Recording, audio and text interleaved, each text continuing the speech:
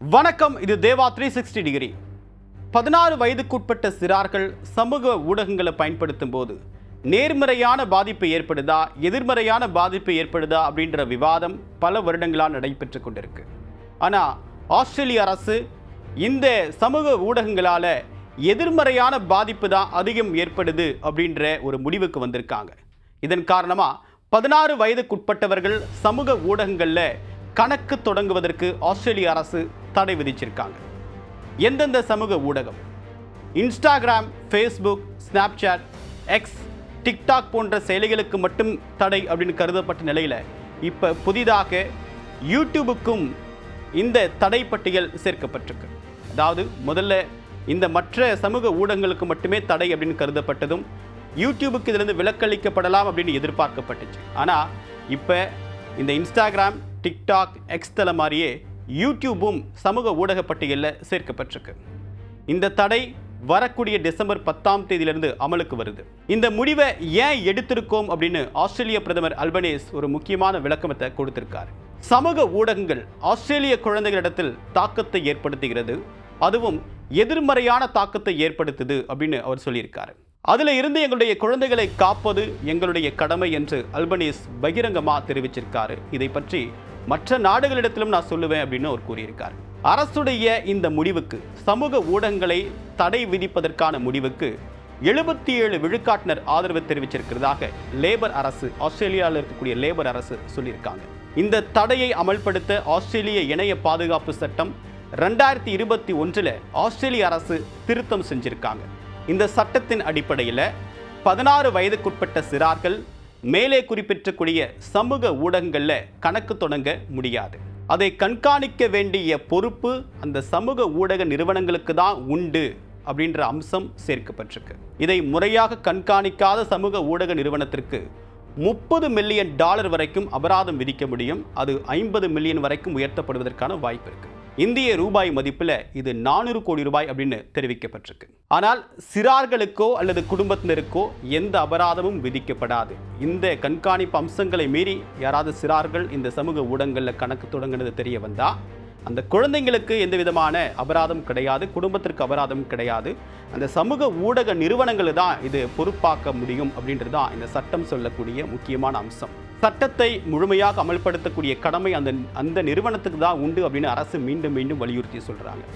முதல்ல யூடியூபுக்கு விலக்களிக்கப்பட்ட நிலையில் பிறகு இந்த தடை பட்டியலில் ஏன் சேர்க்கப்பட்டது அப்படின்றது ஒரு மிக முக்கியமான கேள்வி. அதுக்கு காரணம் அரசு தரப்பிலிருந்து நிறைய பேர்கிட்ட ஆய்வு மேற்கொள்கிறாங்க. ஒரு அஃபிஷியலான ஆய்வு 2600 பேர்கிட்ட ஆய்வு மேற்கொள்ளப்பட்டது. அதில் யூடியூப் பயன்படுத்துறதுல 4ல் ஒருத்தர் விரும்பத்தகாத அல்லது மோசமான பாதிப்புகளை யூடியூப்களில் இருந்து பார்த்து கற்றுக்கொள்வது தெரிய வந்திருக்கு. அதாவது எதிர்மறையான தாக்கம், பாதிப்பு தான் ஏற்படுத்துது. அது உளவியல் ரீதியாகவும் சரி, உடல் ரீதியாகவும் சரி, யூடியூப் நெகட்டிவான விஷயத்தை தான் கற்றுக்கிறாங்க அப்படின்றது தான் அந்த ஆய்வு சொல்லக்கூடிய செய்தியாக இருக்குது. அது மட்டும் இல்லை, யூடியூப் வடிவமைக்கப்பட்டிருக்கூடிய விதம், அது ஆப்ரேட் செய்யக்கூடிய ப்ரோக்ராம் எப்படி இருக்குது அப்படின்னு பார்க்கும்போது, அல்காரிதம் எப்படி இருக்குது அப்படின்னு பார்க்கும்போது தொடர்ச்சியாக அந்த சிறுவர் பார்க்கக்கூடிய அந்த வீடியோவின் அடிப்படையில் தான் தொடர்ச்சியாக அவர் அதே இடத்துல அதை பிளாட்ஃபார்மில் தக்க வைக்கிறதுக்காகவே தொடர்ச்சியான அது மாதிரியான ப்ரோக்ராம் தான் அந்த யூடியூப் அந்த டிவைஸை செட் பண்ணப்பட்டிருக்கு, யூடியூப் தலைமையை செட் பண்ணப்பட்டிருக்கு அப்படின்றது தான் அரசுடைய குற்றச்சாட்டாக இருக்குது. சமூக ஊடகங்களால் ஏற்படக்கூடிய நன்மைகளை விட தீமைகள் தான் அதிகம் அப்படின்றது தான் அரசுடைய இறுதி முடிவாக இருக்குது. இந்த தடையை சமூக ஊடக நிறுவனங்கள் எப்படி நடைமுறைப்படுத்தும் அப்படின்றதுலையும் மிக முக்கியமான எதிர்பார்ப்பு ஏற்பட்டிருக்கு. இப்போ இந்த தடையின் காரணமாக கணக்கு தொடங்குவதற்கு அரசு அடையாள அட்டையை சமூக ஊடக நிறுவனங்கள் கேட்க முடியும். ஆனால் ப்ரௌஸ் பண்ணுறதுக்கு, லாகின் பண்ணாமல் ப்ரௌஸ் பண்ணுறதுக்கு எந்த ஆவணங்களும் கிடையாது. ஒருவேளை இன்ஸ்டாகிராமில் 16 வயதுக்குட்பட்ட ஒரு நபர் கணக்கு தொடங்கணும் அப்படின்னு முடிவு பண்ணால் அவரால் பண்ண முடியாது. ஒருவேளை அவர் பண்ண முற்பட்டார் அப்படின்னா அவருடைய வயதை சோதனை செய்யக்கூடிய புதிய தொழில்நுட்பத்தை சமூக ஊடக நிறுவனங்கள் வைத்திருக்கிறதா தகவல் வெளியாயிருக்கு. நிறைய ரிசர்ச் மெத்தடில் அவங்க ஈடுபட்டிருக்காங்க. பைலட் ப்ராஜெக்டில் 1 வருஷமாக அவங்க ஈடுபட்டு வராங்க.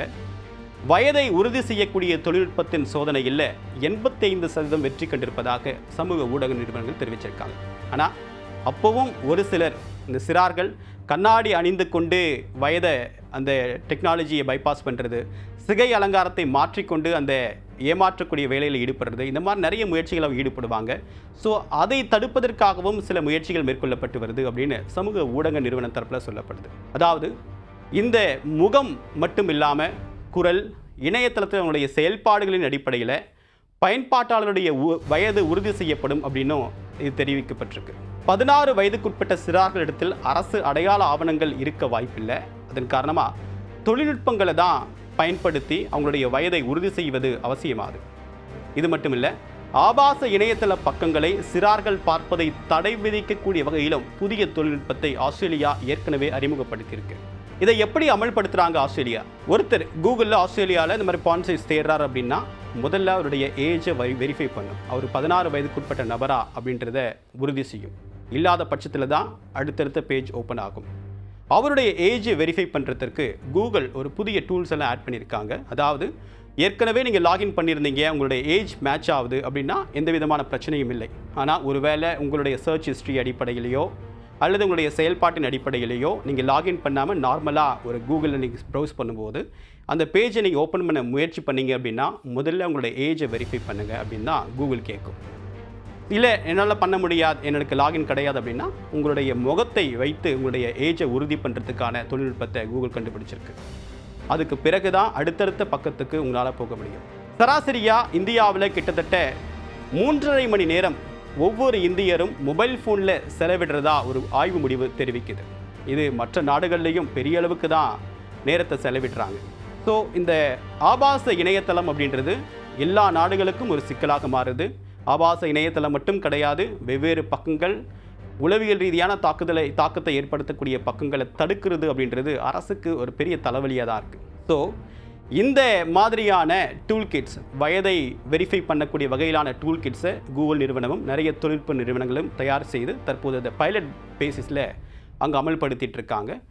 முதல்ல உங்களுடைய சர்ச் ஹிஸ்ட்ரி, உங்களுடைய ப்ரௌஸ் பண்ணும்போது நீங்கள் என்ன மாதிரியான பேட்டர்னை பார்க்குறீங்க, உங்களுடைய ஃபேஸ், உங்களுடைய வாய்ஸ், உங்களுடைய பாடி லாங்குவேஜ், இது எல்லாத்தையுமே இது கணக்கில் எடுத்துக்கும் அப்படின்றது தான் இந்த டூல் கிட்ஸில் ஆரம்ப கட்டத்தில் கிடைத்திருக்கக்கூடிய தகவலாக இருக்குது. ஸோ இனிமேல் பான் சைட்ஸை நீங்கள் பார்க்கணும் அப்படின்னா கூட இந்த மாதிரி ஏஜ் வெரிஃபிகேஷனை கிராஸ் பண்ணி தான் அவங்களால போக முடியும்.